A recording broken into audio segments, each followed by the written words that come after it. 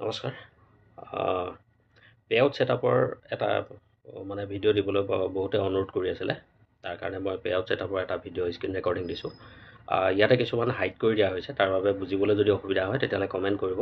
আৰু মই ভাবোঁ সকলোখিনি বুজি পাবই আপোনালোকে, গতিকে স্ক্ৰীন ৰেকৰ্ডিঙত মই গোটেইখিনি ধুনীয়াকৈ বুজাই দিছোঁ, চাই ল'ব আৰু ঠিক তেনেকৈ গোটেইখিনি কৰি ল'ব। স্ক্ৰীন ৰেকৰ্ডিঙত যাওঁ আহক, স্ক্ৰীন ৰেকৰ্ডিংটো চাই লওক। মই এইফালে ছাইডত লগাই দিছোঁ স্ক্ৰীন ৰেকৰ্ডিংটো, ভালকৈ চাই ল'ব। বা মানে অৰিজিনেল যিটো এড্ৰেছ হয় সেইটো লিখিব। তাৰপিছতে আহি গ'ল চিটি কোনখন চিটি হয় আপোনাৰ লিখিলে। ষ্টেট প্ৰভিজন যিটো হয় সেইটো আছাম চিলেক্ট কৰিব। চিটি চিলেক্ট কৰিলে, তাৰপিছতে ষ্টেট প্ৰভিজন এইটো আছাম চিলেক্ট কৰিলে। তাৰপিছতে এইটো জিপ পষ্টেল কোড যিটো হয় এইটো পিন কোডটো লিখিব।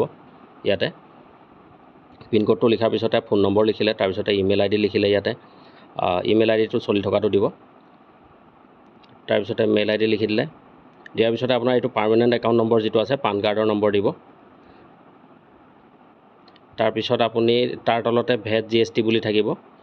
ভেট GST ঠাইতো আপুনি সেইটো পান নম্বৰটোৱে দিব। এইখিনি ফিল আপ কৰাৰ পিছতে আপুনি ফোন নম্বৰ, পিন নম্বৰ, তাৰপিছত আপোনাৰ এইটো মেইল আই ডি, তাৰপৰা পান নম্বৰ আৰু ভেট GST এইকেইটা মানে লিখি লোৱাৰ পিছতে আপুনি ইয়াতে ভেট GSTৰ তলতে এটা ব্লু টিক আহিব। এইখিনি মই লিখি লৈছোঁ। লিখি লোৱাৰ পিছত মই এইটো হাইড কৰি দিছোঁ। এইটো এটা বেলেগ একাউণ্টৰ হয়, গতিকে মই হাইড কৰি দিছোঁ।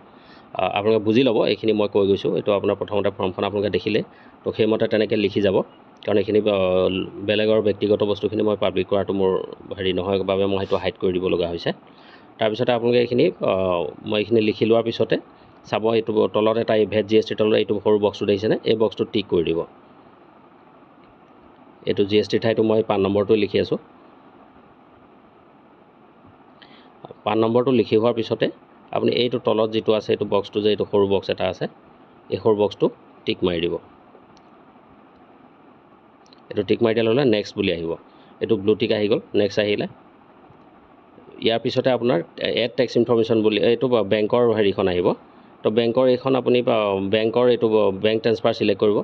বেংক ট্ৰেন্সফাৰ চিলেক্ট কৰাৰ পিছতে আপোনাৰ বাকী এইখিনি মিডিল নেম, ফাৰ্ষ্ট নেম এইখিনি চব, কাৰেঞ্চি এইখিনি চব একেই থাকিব। মাত্ৰ আপুনি ইয়াতে IFC কোড আৰু বেংক একাউণ্ট নম্বৰ এই দুটা বস্তু লিখিব লাগে। তো IFC কোডটো আপোনাৰ বেংকৰ পাছবুকতে থাকিব। IFC কোড আৰু বেংক একাউণ্ট নম্বৰ এই দুটা লিখি ল'ব। IFC কোডৰ কাষতে আগতে এটা আছিলে চুইপ কোড বিচাৰিছিলে ইয়াত। আজিকালি এই চুইপ কোডটো নালাগে। বহুতে ভাবে চুইপ কোডটো কিয় বিচৰা নাই বুলি, কিন্তু এইটো আজিকালি চুইপ কোডটো উঠাই দিলে, গতিকে চুইপ কোড নহ'লেও হৈ যায়। আপুনি IFC কোড লিখিলে, বেংক একাউণ্ট নম্বৰ লিখিলে, লিখি আপুনি তললৈ লিংক পেআউট মেথড বুলি থাকিব। তাত গৈ টিক কৰি দিয়াৰ লগে লগে আপোনাৰ এড টেক্স ইনফৰমেশ্যনখন আহিব। এইটো মই IFC কোড আৰু বেংক একাউণ্ট নম্বৰটো লিখি আছোঁ। এই দুটা লিখি হোৱাৰ পিছতে মই আপোনালোকক লিংক পেআউট মেথডটো, এইটো আমাৰ পেআউট ছেটআপটো হৈ গৈছে এইটো। তাৰপিছতে আহিল টেক্স ক্লাছিফিকেশ্যন যিখন ফৰ্ম হয় সেইখন আহিব। এইটো বেংকৰ ডিটেইলছটো দি লোৱাৰ পিছতে আহিব। গতিকে এইটো চাই লওক। এইটো মই বেংক একাউণ্ট নম্বৰটো লিখি লওঁ।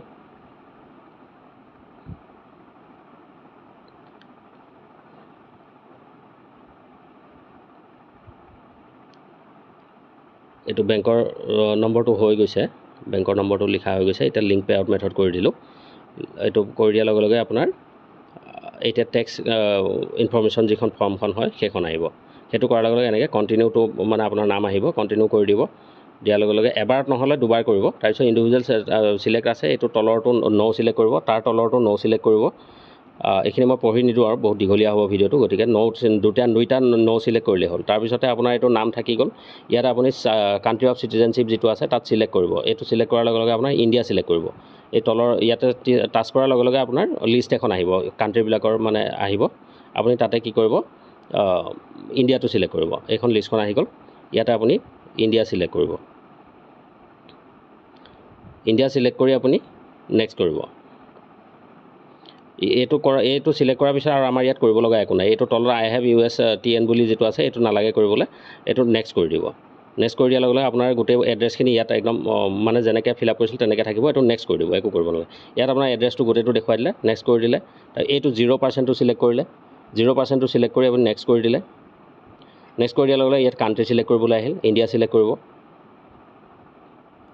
ইণ্ডিয়া চিলেক্ট কৰি আকৌ নেক্সট কৰিব।